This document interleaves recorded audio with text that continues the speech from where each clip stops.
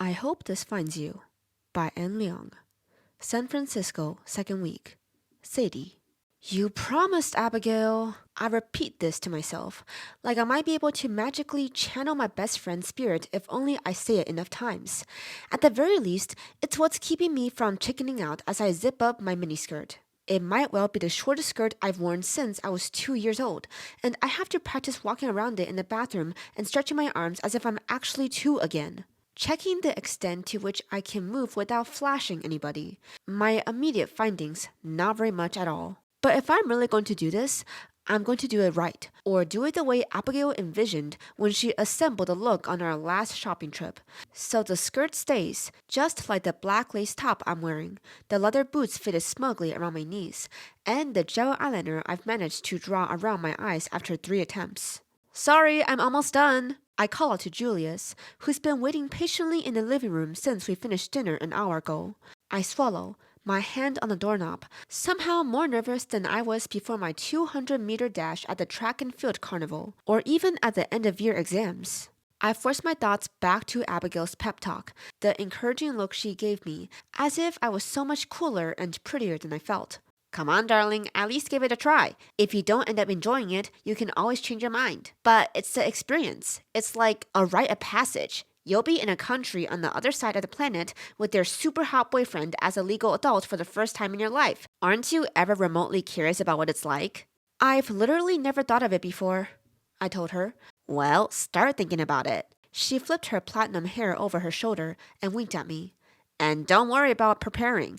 I've got you covered. There's no rush, Julia says, his voice sounding much closer than I expected, close enough for him to be right outside the door. The bar stays open until, to be honest, I don't know how long. Bars usually stay open, but considering the nature of their business, I'd say we have more than a few hours. Just tell me when to get the Uber. You can call the Uber now. I take a deep breath. Brace myself. What's the worst thing that could happen? No stupid question. Learned long ago it doesn't help. My brain doesn't understand that it's meant to be comforting, just treats it as a prompt to invent as many worst case scenarios as possible. Which right now involved Julius laughing at my outfit so hard I died from humiliation. On it, Julius replies, oblivious to the horror movie playing at double speed inside my head. You really don't have to get a Lux every time, by the way, I say. The regular one is fine. You have to remember that my primary mode of transportation is the public bus, Julius. Anything else is already an upgrade. That might be true, but you're traveling with me now, he says. I open the door, and he breaks off mid-sentence. He isn't laughing, nothing close to it. He's staring at me with such intense, unabashed want. It's like he can't even hide it, like it's already taking all his self-control just to keep standing there, hands at his sides. You like the outfit? I ask, a little unsure what to do with myself. He walks over slowly, backing me up against the doorframe. You want to know if I like it? He murmurs, his lips tickling the shell of my ear. I thought you were more perceptive than that, Sadie. I'm so overwhelmed with sensation that I forget to filter my next words. I wasn't sure if you'd find me pretty enough. Another step until his body is almost pressed to mine. Hardly necessary. Not when I'm frozen to the spot already, his pitch black eyes pinning me in place. Are you still unsure? Warmth spreads through me, rising up to my skin. I guess not. He bows his head, and I try not to gasp when his mouth skims my shoulder, over the delicate strap of my top. What was that? No, I whisper. Good, he says, his voice low and replete with approval, and the warmth inside my chest sharpens to heat. We both startle when his phone chimes with a notification. Is that the Uber? I ask. He blinks, distracted, looking as disoriented as I feel. What? The Uber, I repeat.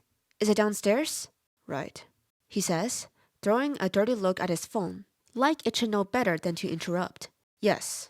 Of course, Julius went ahead and requested the Uber Lux. Even though it's only a 15-minute trip, the driver offers us everything from mineral water to strawberry Mentos and chewing gum, and asks if we have a specific temperature requirement for the air conditioning. When we arrive, he hurries outside to open the door for us, wishes us a lovely evening, tells us earnestly that we're a wonderful couple. We should really tip him, I tell Julius as the car pulls away from the curb. Don't worry, I have. Julius replies, the marina is already packed with people, tipsy college students and bleary-eyed finance men and gorgeous girls in leather jackets wander around the winding streets. Fairy lights twinkling from the chic restaurants and boutiques. There's so much to take in that I have to pause for a moment. Crowds everywhere, a blend of music, the night air warm. Someone double over on the sidewalk from laughter or wine or both. Their friend trying to help them. I try not to look so wide-eyed. So embarrassingly new to all this. Breaking rules, going out to bars, having fun, wearing clothes that are designed to show rather than cover skin. But I must fail at this because Julius takes my hand, squeezing it like he's offering reassurance, and it does make me feel safer, protected. Ready to go in? He says, and when I nod, he leads me toward the line forming outside the bar. I can't believe this is the first thing on your itinerary, he remarks. I can't believe it either, I say. It was mostly Abigail's idea, and I wanted to get it out of the way. But as we move closer and closer to the entrance, I start having second thoughts. Everyone here looks so much older. Did you bring the fake IDs? I ask Julius. He pats his pocket. Got everything here. What if they find out the IDs are fake? I worry. Will we get in trouble? What if I get kicked out of Berkeley? I doubt they'll be able to tell, Julius says, the corner of his mouth curving. Unless, of course, you continue to talk out loud about how fake they are. Right. I flush, drop my voice into a whisper. Sorry, but what if they ask questions? Or what if the accent makes them suspicious? Should we come up with a backstory? I don't know, should we have jobs? As a society, that's always been a topic for contention. I elbow him. You know what I mean. Sadie, you'll be fine, he says, amused. He brushes a strand of hair out of my face, where it's stuck to my lip gloss, and tucks it behind my ear. Everything will be fine. He's right. The bouncer barely glances at our fake IDs before waving us forward through the doors, and then we're in. I realized at once that it hadn't been crowded outside at all. Not compared to here. The bodies are so tightly packed that if it weren't for Julius, I probably wouldn't be able to take more than 2 steps in before being squeezed back out. There's some kind of aquatic theme going on here. Waves painted over the walls, heavy ropes suspended from the ceiling like anchors. The bartenders dressed as sailors, which seems to be really working on a few girls. Even the cocktails are a vivid ocean blue. The music thuds so loud that I can feel it drumming through my bones, reverberating in my eardrums. Everyone here's in love or heartbroken, drunk and attractive, dancing and bumping into one another, and trying to find their friends. The opposite of what I trained myself to be most of my life. Uninhibited, unrestrained, unapologetic. Do you want a drink?